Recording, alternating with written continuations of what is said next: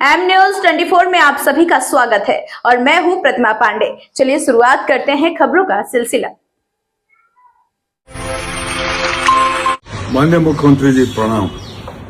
आज आपका मऊ में आगमन हो रहा है और मैं वहां के सांसद के रूप में दूर से ही सही लोकतांत्रिक संस्कारों के तहत आपका स्वागत, वंदन और अभिनंदन करना चाहता था और आपके संज्ञान में लाना चाहता था कि जहां आप आ रहे हैं वहां से कुछ दूरी पर मोहन सेतु 9 वर्षों से खड़ा हुआ है, 2 पायों का इंतजार कर रहा है आपकी सरकार में और कटान से हर साल डूबता जा रहा है।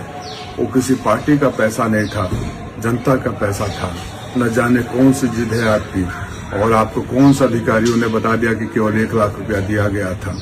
मैं आपके संज्ञान में लाना चाहता था जो बिंटोलिया से लेके आगे तक हर साल गांव विलीन हो रहे हैं।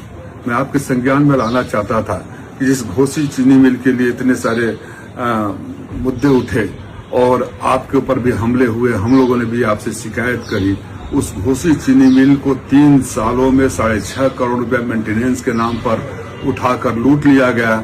और ये जब माननीय मंत्री जी वहां नए सत्र के प्रारंभ में भवन पूजन कर रहे थे तो उनके ऊपर छत जो टीन की है वो हिल रही थी और हवा में उड़ रही थी।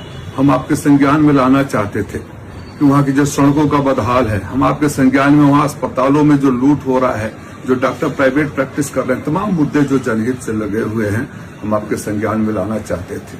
लेकिन दुर्भाग्य की बात है कि आज हमारे राजनीतिक कार्यकर्ताओं को हाउस अरेस्ट कर लिया गया है।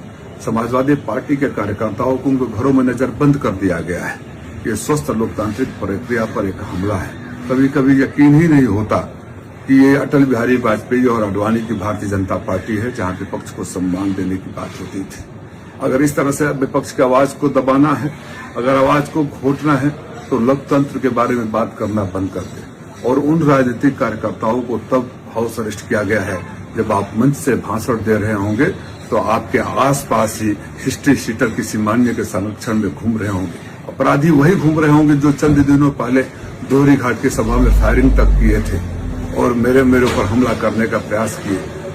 मेरे गाड़ी के आगे गाड़ी खड़ा कर दिए। वो मैं व्यक्तिगत बातें लड़ता रहूंगा और जब तक ऐसे लोगों को सजा नहीं मिलेगी खामोश नहीं रहूंगा। मैं व्यक्तिगत बातों को नहीं लाना चाहता, लेकिन जिस तरह से आप डर और भय का माहौल पैदा कर रहे हैं या आपके अधिकारी पैदा कर रहे हैं, मुझे नहीं पता कि आपके संज्ञान में है या नहीं है।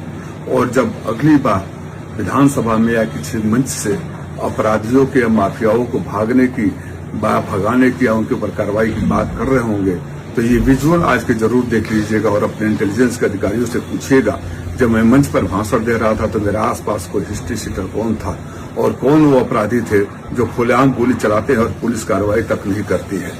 इसलिए मैं आपसे अनुरोध करता हूं कि इस तरह के लोकतंत्र में गला घोटने वाले कामों को रोककर जो विकास के मुद्दे हैं, आप मुख्यमंत्री पूरे प्रदेश के हैं और हमारा अधिकार है कि हम आपसे अपनी जनता की बातों को रखें, लेकिन इस तरह का अन्याय, इस तरह का जुल्म, इस तरह लोकतंत्र में गला घोटने का प्रयास यह अशोभनीय है, निंदनीय है। इसकी मैं निंदा करता हूं।